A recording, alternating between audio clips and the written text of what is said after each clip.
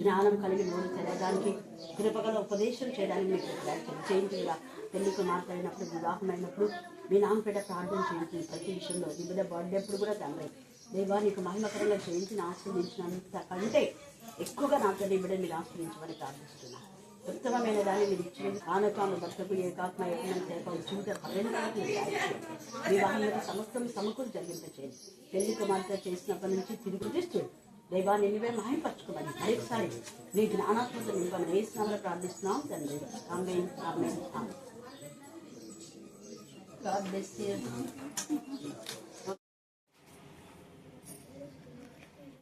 మహిమపరిచి ఉన్నారు నా తండ్రి, నీకే స్తోత్రములు స్తోత్రములు నా తండ్రి. ముఖ్యంగా నా తండ్రి ముందున్న సమయాన్ని నీ చేతులకు అప్పగిస్తున్నాను తండ్రి.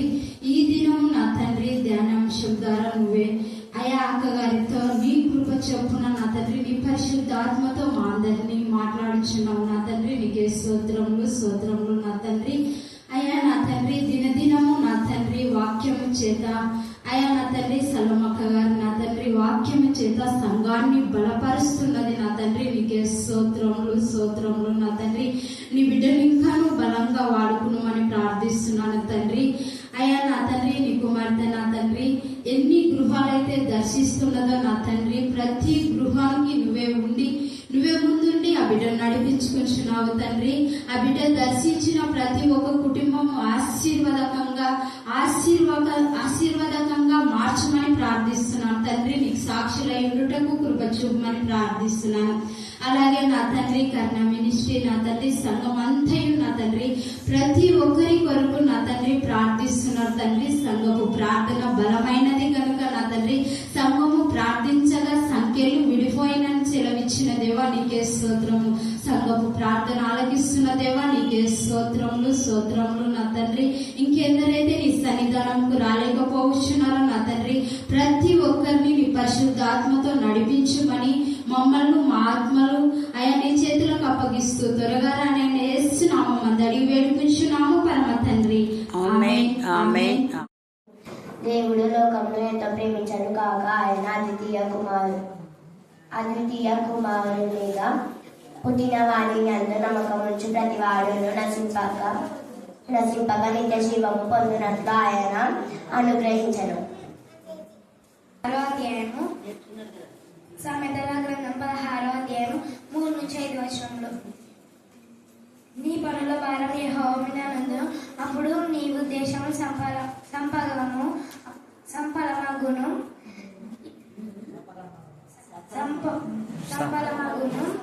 యెహోవా ప్రతి స్థలము దాని పనిని నిశ్చయముగా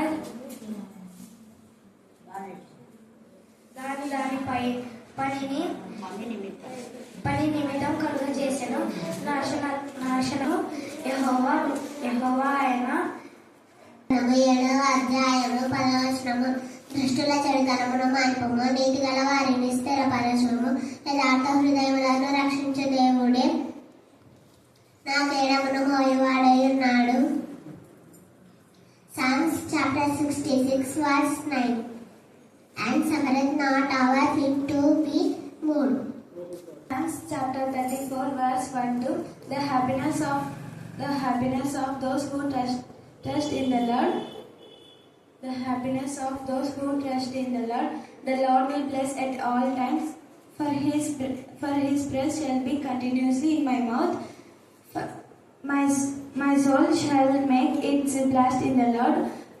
My humble shall hear it is be glad. Praise the Lord. Praise the Lord. First Timothy chapter 6 verse 9, verse 10.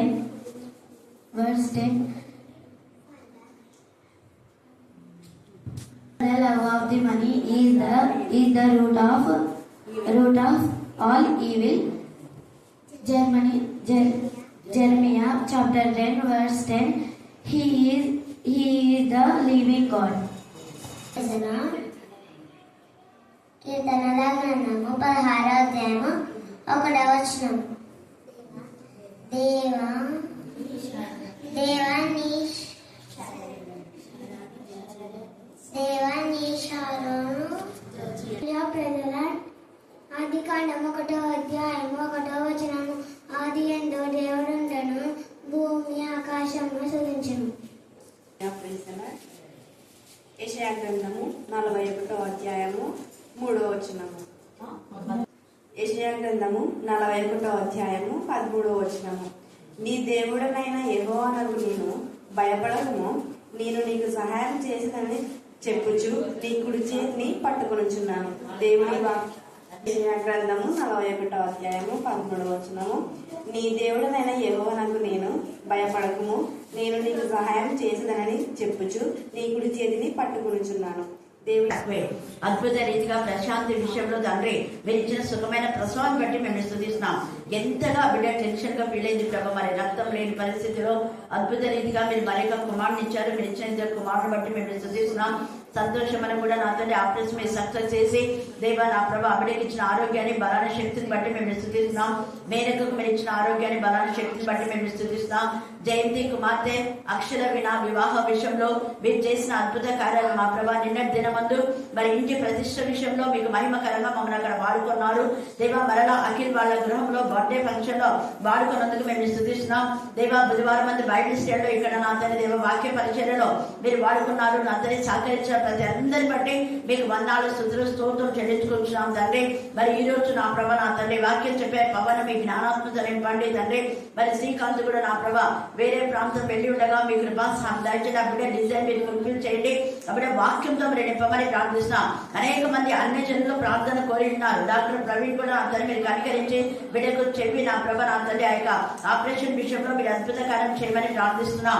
Doctor భావన విషయంలో మీరు కృప దయచేయండి తండ్రి. త్వరగా ట్రాన్స్ఫర్ దయచేది కాక డాక్టర్ బ్లెస్ ని మీరు కనికరించండి దేవ. అక్కడ ఉన్నటువంటి నా ప్రభా కమిషనర్ కానివ్వండి నా తండ్రి వారి యొక్క ఎండి హెడ్స్ అంతా కూడా దేవ నా తండ్రి మరి అభివృద్ధి సైన్ చేయడానికి డెప్యుటేషన్ కర్నూలుకు రాబోతుంది ప్రభావ. మీరు ఇచ్చినారు మీకు వందనాలు చెల్లించారు. ప్రతి ఆటంకం ఇచ్చంలో గద్దించమని ప్రార్థిస్తున్నాం దేవ. ఎమ్మెల్యేస్ సిగ్నేచర్ ఇంకా అనేక మంది సిగ్నేచర్ మీరు ఇచ్చారు. నేను సూచిస్తున్నాం. మీకే స్తోత్రం మీకే స్తోత్రం మీకే స్తోత్రం మీకే స్తోత్రం. భయపడము, నేను నీకు సహాయం చేసేదని చెప్పుచు నీ కుడి చేతిని పట్టుకొనుచున్నాను. ప్రార్థన చేసుకొని లేఖన భాగాలను ప్రశ్నించుకున్నాం. ప్రేమ నమ్మకమైన ప్రియ పరలోకమందున్న మా పరమ తండ్రి, నీ యొక్క ఘనమైన శ్రేష్టమైన నామమును కొందనాలు స్తుతులు స్తోత్రము చెల్లించుకుంటున్నాం. నైనా తండ్రి ప్రభావ మా యొక్క రాత్రి కాల సమయం ముందున్న తండ్రి, మరి ఇక్కడ మమ్మల్ని అందరూ ఉన్న తండ్రి, మరి నీ సన్నిధానంలో కూడిన తండ్రి ప్రభావ, మరి నిన్ను గణపరచటకు నీ యొక్క వాక్యంలో వినిపింప చేయుటకు నా తండ్రి మమ్మల్ని అందరినీ ఇక్కడ చేర్చిన విధానం బట్టి నీకే స్తుతులు స్తోత్రం చెల్లించుకుంటున్నాం. అయ్యా నా తండ్రి ప్రభావ, మరి వాక్యం చెప్పుచున్నావు నా తండ్రి, మరి నేను కాదు నా తండ్రి, నీవే నా పక్షంగా ఉండి నా తండ్రి, మరి భయపడకుండా నా తండ్రి ప్రభువ, మరి నా నోటిని నా తండ్రి కాచుకొని నా తండ్రి ప్రభువ, మరి వాక్యం వెలులాగా నాకు ఆ ధైర్యం నాకు దయచేయమని వేడుకొనిస్తున్నాం. నీ యొక్క పరిశుద్ధాత్మ శక్తి నాకు దయచేయమని వేడుకొనిస్తున్నాం నాయన. అలాగే నా తండ్రి ప్రభువ, మరి ఎంతమంది అయితే వినటకు నా తండ్రి ప్రభువ, వాళ్ళ చెవులు నా తండ్రి ప్రభువ, వాళ్ళ యోగి ఉన్నారు వాళ్ళని వాళ్ళు తండ్రి ప్రభావ గ్రహించే మనస్సు నా తండ్రి ప్రభావ, అటు జ్ఞానాన్ని వాళ్ళకి దయచేయమని వేడుకొనిస్తున్నాం నాయన. అయ్యా మరి ముందున్న సమయం అందరికీ నీకు అప్పగించుకుంటూ ఈ యొక్క ప్రార్థన నజరైన యేసు అతి పరిశుద్ధ నామమున అడిగి వేడుకొని పొంది ఉన్నాము మా పరలోకపు తండ్రి. ఆమేన్ ఆమేన్ ఆమేన్.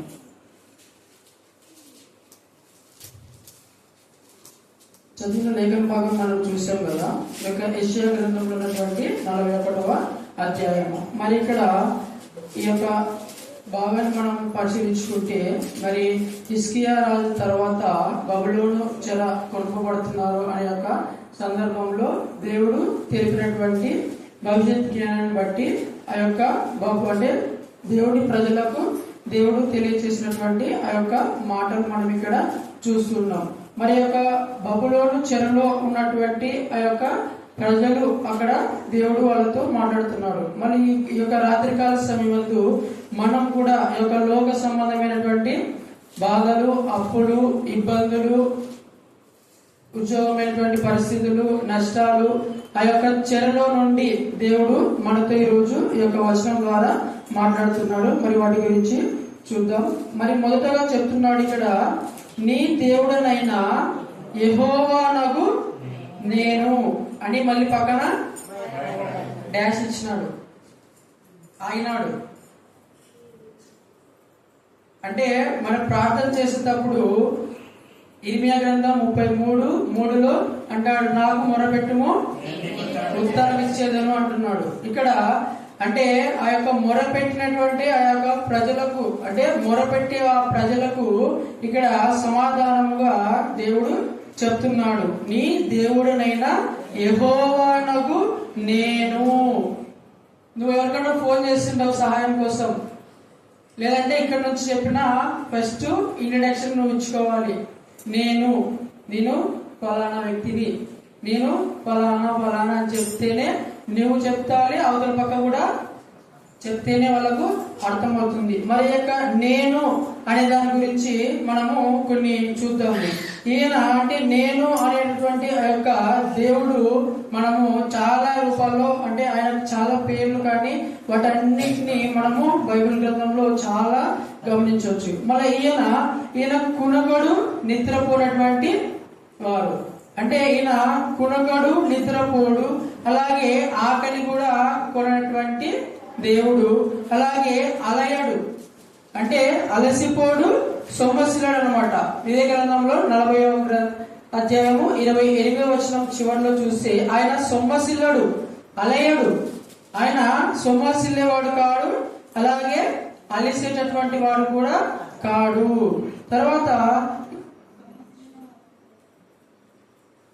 ఇక మరి పక్కన ఇక్కడే చూస్తే 19వ అధ్యాయం వచనంలో చెట్లు లేని మెట్టల మీద ఏమంటున్నాడు, నేను ఏమంట నదులను పారచేసేదను, లోయల మధ్యలను ఊటలను ఉబికించేదను అంటున్నాడు ఇక్కడ. మళ్ళా అరణ్యమును నీటి మడుగుగాను, ఎండిన నేలను నీటి బుగ్గగాను ఎవరు చేస్తారంట, నేను అనేటటువంటి ఆ యొక్క దేవుడు చెప్తున్నాడు. అంటే ఆయన ఇంట్రడక్షన్ గా మనం ఇవన్నీ చూస్తున్నాం అనమాట. అంటే నేను ఆయనకు ఏవి సాధ్యమో అవి మనము ఇక్కడ చూస్తూ ఉన్నాం అనమాట. అదే 43వ అధ్యాయము 10వ వచనం నుంచి కూడా చూస్తే నేను మీకు పరిశుద్ధ దేవుడను, సృష్టికర్తను, నేనే మీకు రాజు అంటున్నాడు. తర్వాత సముద్రములో త్రోవలు కలుగ చేయువాడను, వాడిగల జలములలో మార్గము కలుగ చేయువాడను. తర్వాత రథములు, గుర్రాలు, సేవలు అంటే వాటన్నిటినీ ఆయన యొక్క ఆధీనంలో ఉంచుకున్నటువంటి దేవుడు ఆయన.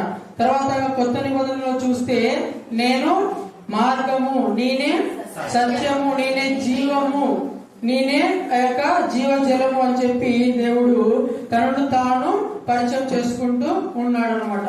మరి ఆ విషయం చెప్పి ఈ యొక్క చెరలో ఉన్నటువంటి ఆ ప్రజలకు, మరి యొక్క మన జీవన శైలిలో బాధపడుతున్నటువంటి మనకు దేవుడు మాట్లాడుతున్నాడు. ఏమంటున్నాడు, భయపడకుము. ఇవన్నీ చెప్పాడు దేవుడు. తర్వాత అంటే ఆయన గురించి పరిచయం చేసుకున్న తర్వాత ఏమంటున్నాడు, భయపడకుము. అంటే నాకు ఏవి సాధ్యమో, ఇప్పుడు ఒక్కరు మనం సహాయం కోవడానికి వెళ్ళిన వ్యక్తి ఏ విషయం చెప్పినా ఏ ధైర్యంగా ఉండు, అంటే ఆయన ఏదో ఒక హెల్ప్ చేస్తాడనే. ఇప్పుడు అప్పుల కోసం ఒక అంటే బాగా తెలిసిన వాళ్ళకి మనం ఫోన్ చేస్తాము, అలా నేను ఇంట్లో ఉన్నా అట్లున్నా, సర్లే నేను మీకు హెల్ప్ చేస్తానని చెప్పింటాము. ఆ తర్వాత ఆయన భయపడద్దు, దిగులు చెందొద్దు అని చెప్పి చెప్తాడు. తర్వాత మనము ఆయన మీద ఆధారపడి ఆ సహాయం కోసం మనము వేచి చూస్తాం. అలానే ఈయన అంటున్నాడు, భయపడకము. అంటే ఈ లోకంలో ఉన్నటువంటి ఆ యొక్క జీవితంలో ఉన్నటువంటి ఆ యొక్క దాడులకు, అంటే మనం భయాలు రకాలుగా మనం చూసుకుంటే ఈ లోకంలో దేవుని భయం ముఖ్యంగా ఉంటుంది. అంటే దేవునిలో ఉంటూ కొన్ని తప్పులు చేసేటువంటి పరిస్థితులు, అంటే విశ్వాసంలో ఉంటూ విశ్వాసఘాతకులుగా వెళ్ళేటటువంటి ఆ భయాలు ఉంటాయి. తర్వాత మనము శత్రు భయం చూస్తాం, తర్వాత మరణ భయము, భవిష్యత్తు గురించినటువంటి భయము, కొంతమంది మాటలతో యుద్ధాలు చేస్తుంటారు, వాళ్ళని గురించినటువంటి భయాలు మనము చూస్తుంటాం. మరి ఆ యొక్క భయాలన్నిటి నుంచి దేవుడు అంటున్నాడు ఈ యొక్క రాత్రికాల సమయం ముందు, భయపడకము అని మనతో మాట్లాడుతున్నాడు. మళ్ళీ భయపడకము అని ఆయన చెప్తున్నాడంటే ఫస్ట్ మనం ఎవరికి భయపడాలి, ఆయనకు భయపడాలి. మరి ఇదే గ్రంథంలో 8వ అధ్యాయము 12వ వచనం చివరి నుంచి మరి చూస్తే, వారు భయపడు దానికి భయపడకుడి, దాని వలన దిగులు పడకుడి అంటున్నాడు ఇక్కడ. అంటే అన్యులు భయపడే వాటికి, అన్యులు ఏదో దిగులు చెందుతారు, ఏ చిన్న విషయం వచ్చినా దిగులు చెందుతారు, కొట్లాడతారు, అంటే మాటలతో యుద్ధాలు చేస్తుంటారు. కానీ వాళ్ళలాగా నువ్వు ఏం చేయకూడదంట, భయపడకు. ఎందుకంటే మీరు భయపడిసిన వాడు ఎవరు? ఆయనే. మరి 13వ వచనంలో ఉంటుంది, అంటే ఆయనే, ఆయన కోసమే మీరు దిగులు చెందండి అని కూడా ఇక్కడ లేఖనాలు రాయబడి ఉన్నాయన్నమాట. అంటే మనము ఆయనకు భయపడు వారిలాగా మనము ఉండాలి. అంటే ఆయనకు మనం భయపడేవాడిగా ఉంటే మనలను చూసి కూడా ఇతరులు భయపడేవాడిగా ఆయన మనలను చేస్తాడు అనమాట. అంటే ఇక్కడ ఉంటున్నాడు భయపడకము అని చెప్పి, మరి దేంట్లో ఎవరి గురించి చెప్తున్నాడు అంటే పై వచనాల్లో 8వ వచనం గురించి చూస్తే మనము, నా సేవకుడైన ఇశ్రాయేలు, నేను ఏర్పరచుకొనిన యాకోబు, నా స్నేహితుడైన అబ్రహాము సంతానమా అంటున్నాడు. అంటే నేను ఏర్పరచుకొనిన నా యొక్క కుమారుడా, నా యొక్క కుమార్తె అని చెప్పి మనతో దేవుడు ఈ మాటలను మాట్లాడుతున్నాడు. భూ దిగంతముల నుండి నేను పట్టుకొని దాని కొనల నుండి పిలుచుకొని వాడు అంటున్నాడు. అంటే దాని కొనల నుండి పిలుచుకున్నటువంటి యొక్క మనము, అంటే ఆయన కొరకు మరి దినదినము వేచి చూస్తూ ఆయన యొక్క అడుగుజాడల్లో నడవాలి అని చెప్పి మనలను ఏర్పరచుకుంటున్న ఆయన మనతో చెప్తున్నటువంటి కొన్ని మాటలు. అంటే నేను నీతో చెప్పి ఉన్నాను, నేను తోడై ఉంటాను అని మన పితరులైనటువంటి అబ్రహాము సంతానం మొదలుకొని చాలా మందికి దేవుడు వాగ్దానాలు చేస్తూ వస్తున్నాడు అనమాట. అంటే ఆ యొక్క వాగ్దానాలు చెప్తున్నాడు. భయపడకము, నేను నీకు దేవుడనై ఉన్నాను. తర్వాత ఏమంటున్నాడు, దిగులు పడకము, నేను నిన్ను బలపరుస్తున్నాను. ఎందుకు బలపరుస్తా అంటే నా యొక్క బలం చూసాము ఇందాక, అరణ్యములో మరి నీళ్లు ప్రవహించే, అంటే ఎడారిలో ఉన్నటువంటి ఆ యొక్క స్థలాల్లో జలాలు ప్రవహించేటటువంటి దేవుడు ఆయన. అరణ్యములో చెట్లను మొలిపించేటటువంటి దేవుడు ఆయన. అంటే వంకర త్రోవలను సైతం సరళం చేయవాడు, మెట్టలను సైతం మన కోసం ఆయన సరళం చేసి మనలను ఆ యొక్క మార్గంలో నడిపించగలటువంటి దేవుడు ఆయన అంటున్నాడు. అందుకే నువ్వు దిగులు పడకము, నిన్ను బలపడుతూ నీకు సహాయం చేయవాడను నేనే. ఆ నేనే అనే మాటలను మనం ఇక్కడ చాలా చోట్ల ఈ యొక్క గ్రంథంలో చూస్తాం. నేనే దేవుడను, నేను తప్ప ఎవరు లేరు, అంటే నేను నా మహిమను ఎవరికి ఇవ్వను అని చెప్పి కూడా దేవుడు అక్కడ ఈ యొక్క గ్రంథంలో చాలా చోట్ల తనను గురించి మహిమపరుచుకున్నట్లు మనము చూస్తాం అనమాట.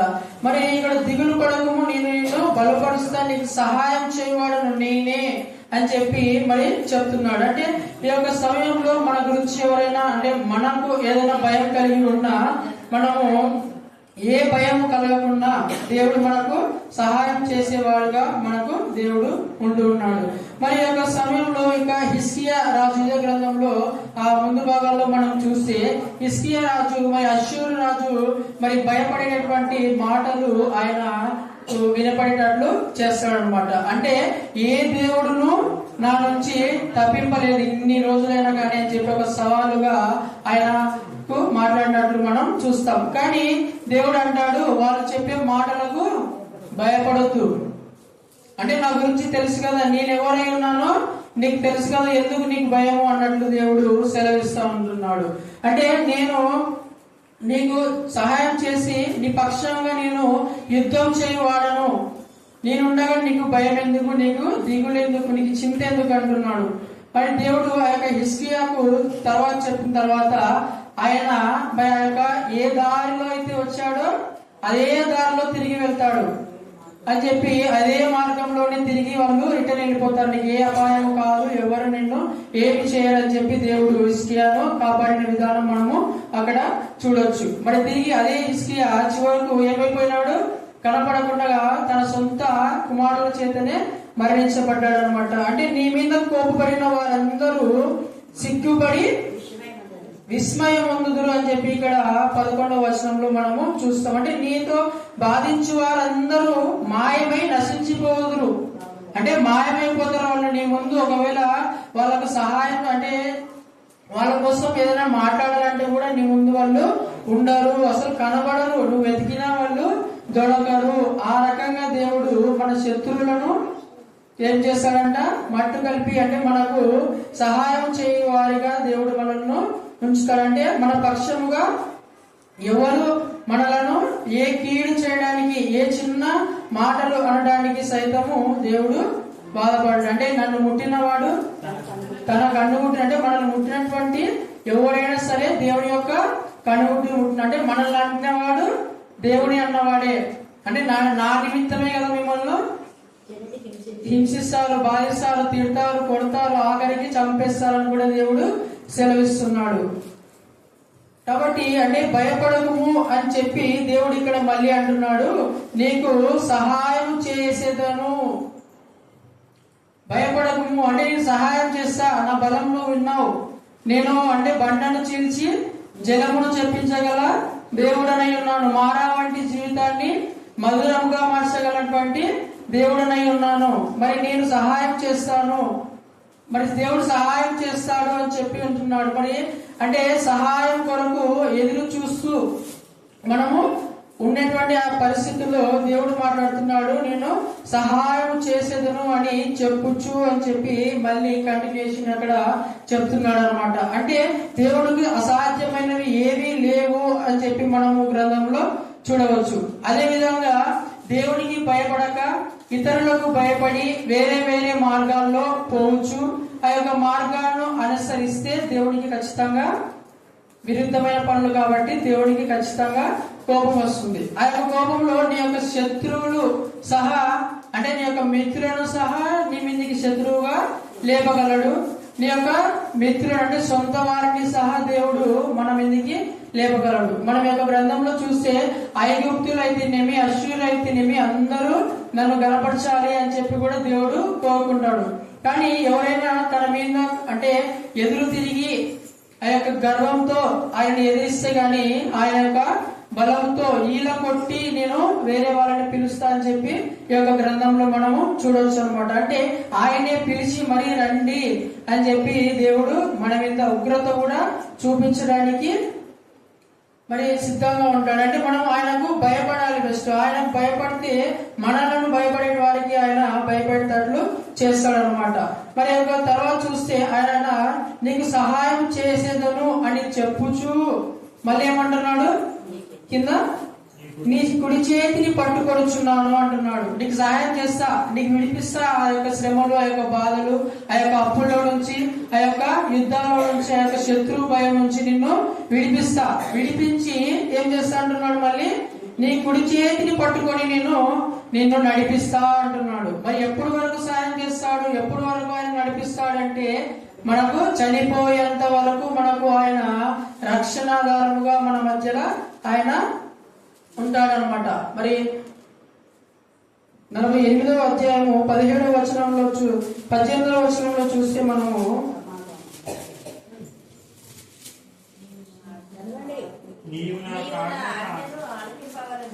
నీవు నా ఆజ్ఞను ఆలకింపవలనని చెబుతూ, అంటే ఆయన ఆజ్ఞను ఆలకించి ఆయన యొక్క అడుగుజాడల్లో నడిస్తే క్షేమము, దీవెనలు అవన్నీ కూడా ఆయన దయచేస్తా అని చెప్పి చెప్తున్నాడు అనమాట. అంటే ఆయన ముదిమి వచ్చే వరకు నిన్ను ఎత్తుకొని ముద్దాడినటువంటి వాడని నేను. మరి ఏమంటున్నాడు, తల వెంట్రుకలు నెరయు వరకు నిన్ను ఎత్తుకొని వాడను నేనే అంటున్నాడు. అంటే తల వెంట్రుకలు నెరయు వరకు అంటే నువ్వు చనిపోయేంత వరకు నిన్ను ఎత్తుకొని నీ యొక్క కన్న తల్లిలా, నీ యొక్క కన్న తండ్రిలా, అంటే వాళ్ళు మర్చినా ఇంకా ఉంది కదా వచనాల్లో, అంటే తల్లి మర్చినా కానీ నేను నిన్ను మరువను అని చెప్పి దేవుడు సెలవిస్తూ నిన్ను ఎత్తుకొని ముద్దాడేటటువంటి దేవుడను అని చెప్పి ఆయన సెలవిస్తూ ఉంటున్నాడు. అంటే ఆయన చేయి పట్టుకొని మనము నడిచేటటువంటి వారుగా మనము ఉంటున్నామో లేదో మనము ఈ యొక్క సమయంలో గమనించాలి. మళ్ళీ 45వ అధ్యాయంలో ఒక చేయి పట్టుకొని దేవుడు ముందుకు నడిపించినటువంటి సందర్భం మనం చూస్తాం. అతని పక్షమున జనమును జయించుటకు నేను అతని కుడి చేయి పట్టుకొని ఉన్నాను. నేను రాజులను నడికట్టును విప్పేదను, ద్వారములు అతని ఎదుట వేయకున్నట్టు తలుపులు తీసేదను అని కోరేషు రాజు గురించి ఇక్కడ చెప్తున్నట్లు మనము చూస్తాం.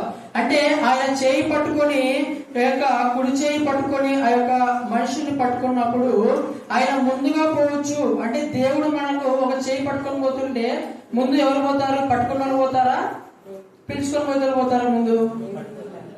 ముందు ఎవరైతే పట్టుకొని పోతున్నారో వెనకాల మనం ఉంటాం. ఆ కుడి చేయి పట్టుకొని రా నా వెంట రా అని చెప్పి దేవుడు పిలుచుకొని పోతున్నాడు. అంటే ఆ ముందు ఏవైతే వచ్చాయో అవన్నీ కూడా అంటే ఆ యొక్క మెట్టల స్థలములను సరాలము చేయనటువంటి దేవుడు, అంటే ఇత్తడి తలుపులను విరగొట్టి ఆ యొక్క పలగొట్టినటువంటి ఆ యొక్క దేవుడు మన ముందు నడుస్తున్నాడు. అంటే యుద్ధము యెహోవాది, యుద్ధం చేయ ఆ యొక్క యెహోవా, సైన్యములకు అధిపతి ఆ యెహోవాయే, ఆ యొక్క దేవుడే మన ముందు నడుస్తున్నాడు. మనకెందుకు భయము? అంటే దేవుడు మనకు యొక్క కోరేసు జీవితంలో మనము తెలుసు. ఇంకా అంటే దేవుడు ఎంత గొప్పగా తన జనాంగాన్ని రక్షించిన విధానము వాటన్నిటిని మనం ఇక్కడ చూస్తాం. తర్వాత యెజ్రా గ్రంథంలో, తర్వాత నెహెమ్యాలో, వాటన్నిటిలో కూడా ఆయన యొక్క అద్భుతం అంటే దేవుడి ప్రజలను రక్షించినటువంటి ఆయన చేత ఆయన ఎన్నుకున్నటువంటి ఆ యొక్క వ్యక్తి అన్నమాట. అంటే దేవుడు ఆ యొక్క వ్యక్తిని ఎన్నుకొని నేను నిన్ను నడిపిస్తా, నా వెంట రా అంటున్నాడు. కానీ మనం ఏం చేస్తున్నాం? మంద చెవులు గలవారిగా ఉండి వినట్టుగా చేతులు చాచకుండగా, అంటే ఇంకా ఆయన చేతులు అనేక రకాలైనటువంటి పాపాలు చేసుకుంటూ మనము వెళ్తూ ఉంటున్నామేమో మనము గమనించుకోవాలి. మరి యొక్క సమయంలో మనం ఆయనకు సహాయం చేస్తా అంటున్నాడు. కానీ మనం సహాయము ఆయన దగ్గర అడిగేటటువంటి వారముగా ఉన్నామో లేదో, లేదంటే కర్ణ పిశాచులు ఇంకా వేరే రకంగా మనుషులను నమ్ముకొని మనము వాళ్ళ సహాయం చేసుకుంటున్నామేమో మనము గమనించుకోవాలి. మరి ఆ సహాయం అంతా వ్యర్థమే. వాటి గురించి మరి 47వ అధ్యాయంలో ఆ యొక్క బబులోను, ఆ యొక్క కూషు దేశాల గురించి దేవుడు అక్కడ చెప్తాడు. అంటే వాటి గురించి ఏవి అంటే వాటి వల్ల వాళ్ళకే విసుకొస్తుంది, వాళ్ళని కూడా అవి కాపాడలేవు అన్నట్లుగా దేవుడు అక్కడ సెలవిస్తున్నాడు. అంటే నేను జీవం గల దేవుడను, నేను నిత్య ఆశ్రయము నేనే, నిత్య ఆశ్రయ దుర్గము. అంటే నిత్యము ఆయనను ఆశ్రయించవచ్చు. ఇప్పుడు ఒక పోలీస్ స్టేషన్ పోయినాం అనుకోండి, ఒక బార్ తాగి ఎప్పుడు అంటే మన ఇళ్లలో చూస్తుంటాం, భర్తలు ఉంటారు తాగుతోళ్ళు, పోయినాం అనుకోండి పోతారు. డైలీ పోతే వాళ్ళకు కూడా ఒకసారి విసుకొస్తుంది, అమ్మ మేము ఏమనలేము, ఎందుకంటే వాళ్ళు డ్రింక్ చేస్తున్నారు, వాళ్ళ మీద కొట్టినా మాకే ఇబ్బంది అవుతుంది, ఏదైనా అయినా మళ్ళీ మీకు ఇబ్బంది అవుతుంది అని చెప్పి వాళ్ళు తిరిగి ఏమీ అనలేని స్థితిలో వాళ్ళు ఉంటారు. కానీ దేవుడు సహాయుడు, అంటే నిత్యము ఆయన ఆశ్రయించేటటువంటి వాడు. అంటే ఆయన కునుగోడు నిద్రపోవడానికి మనకు తెలుసు.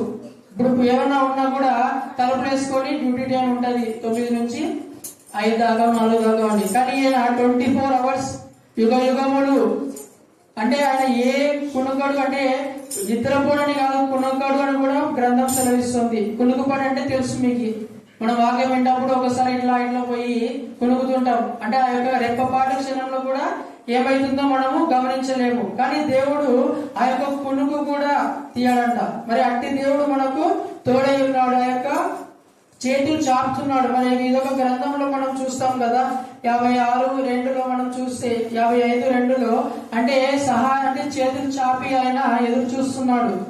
అంటే ఎవరన్నా వస్తారేమో, నా చేయి పట్టుకొని నన్ను నడిపించమని అడుగుతారేమో అని చెప్పి దేవుడు ఎదురు చూస్తూ ఉంటున్నాడు అనమాట. మనం ఆయన చేయి పట్టుకొని నడిపించే వారిగా మనము ఉంటూ ఉన్నామా లేదా మనము గమనించుకోవాల్సిన వారముగా మనము ఉండాలని మీకు తెలుపుతున్నాను. అంటే ఈ యొక్క లోక సంబంధమైనటువంటి ఆశలు, అంటే భయం చెందుకుంటూ దిగులు చెందుకుంటూ ఈ లోకంలో ఈదలేని స్థితిలో మనము ఉంటున్నామేమో, మన చేయి పట్టుకొని నడిచే స్థితిలో మనము ఉన్నామో లేదో మనము గమనించుకోవాలి. అడుగుదాము మన యొక్క రాత్రికాల సమయం దేవుణ్ణి, నా చేయి పట్టి నీతో నన్ను నడిపించుమయ్యా నా యేసయ్యా, నా చేయి పట్టి నీతో నన్ను నడిపించుమయ్యా నా యేసయ్యా, నీతో నడవాలని నీతో ఉండాలని చిన్ని ఆశయ ఓ యేసయ్యా. మరి ఆ ఆశ కలిగి నువ్వు ఉంటున్నావు యొక్క సమయం ముందు, అంటే ఆ చేయి విడువనటువంటి ఆ దేవుడు, అంటే ఆ యొక్క బలము, ఆ యొక్క దక్షిణ హస్తము అని చెప్పి కూడా ఆ యొక్క చెయ్యికి పేర్లు ఉన్నాయన్నమాట. అంటే చెయ్యి అంటే హస్తము అనే రకరకాల హస్తాల గురించి మనము మేడం కూడా ఇక్కడ చాలా సార్లు చెప్పడం జరిగింది. అంటే ఆ చెయ్యి భూమిని సృష్టించినటువంటి ఆ చెయ్యి, ఈ చెయ్యి లోకములను సైతం పాలించుకున్నటువంటి ఆ చెయ్యి. మరి ఆ చెయ్యి విడవకుండా నిత్యము ఆయన భయం కలిగి ఉండి ఆయన పాదాల చెంత మనం ఉండి ఆయన చెయ్యి విడవకుండా ఈ లోకాన్ని జయించే వారిగా మనము ఉండాలని మీకు తెలుపుతున్నాను. మరి గ్రంథం కూడా సెలవిస్తా ఉందంటే మనకు దేవుడు పిరిగితనం ఆత్మ మనకు ఇవ్వలేదు. అంటే మనకు దేవుడు ఇచ్చినటువంటి ఆ యొక్క మరి అన్నింటినీ జయించగలిగినటువంటి ఆత్మని మనకు ఇచ్చి ఉంది. ఈ లోక సంబంధమైనటువంటి ఏమి చేయలేవు. నరమాత్రుడు అంటే తున్నమాత్రం చనిపోయినటువంటి ఆ నరుడుకు మనం ఎందుకు భయపడాలి అంటే సేమ్ నీవు నేను వాళ్ళు ఒకటే, కానీ మన పక్షంగా సైన్యములకు అధిపత్యకు యెహోవా ఉన్నాడు అనే ధైర్యం, అంటే యుద్ధము యెహోవాదే అని చెప్పి మనము ముందుకు సాగేటటువంటి వారుగా ఉండాలని మీకు తెలియజేస్తున్నాను. మరి ఉదాహరణ చూసుకుంటే చాలా మనము ఇంకా గ్రంథంలో మరి దావీదు అయితేనేమి మిగతా రాజుల గ్రంథాల్లో అయితే చాలా చోట్ల మనము చూస్తూ ఉంటాం. అంటే యుద్ధం మాది కాదు దేవుందే అని చెప్పి మరి ఎజ్రా నెహెమ్యాలో కూడా మరి మందిరం కట్టేటటువంటి సందర్భాల్లో కూడా అడ్డుకున్న స్థితిలో కూడా మనము చూడొచ్చు అన్నమాట. మరి కొత్త నిబంధనలో చూస్తే కూడా చాలా చోట్ల మనము మరి దేవుడు ఆ యొక్క చేతులు చాపి ఆ యొక్క అంటే స్వస్థపరిచినటువంటి ఆ యొక్క లేఖన భాగాలను కూడా మనము పరిశీలించుకోవచ్చు అన్నమాట. కాబట్టి ఆ చేయి విడవకుండా ఆయన యొక్క హస్తంలో, ఆయన యొక్క దక్షిణ హస్తంలో, ఆయన యొక్క బాహువులో, ఆయన నెక్కల చాటున మనము నిత్యము ఉండాలని ఈ యొక్క దేవుడు చెప్పినటువంటి లేఖన భాగాల ద్వారా మీకు తెలియజేస్తున్నాను. దేవుడి యొక్క లేఖన భాగాన్ని దీవించి ఆశీర్వదించును గాక. ఆమేన్, ఆమేన్, ఆమేన్.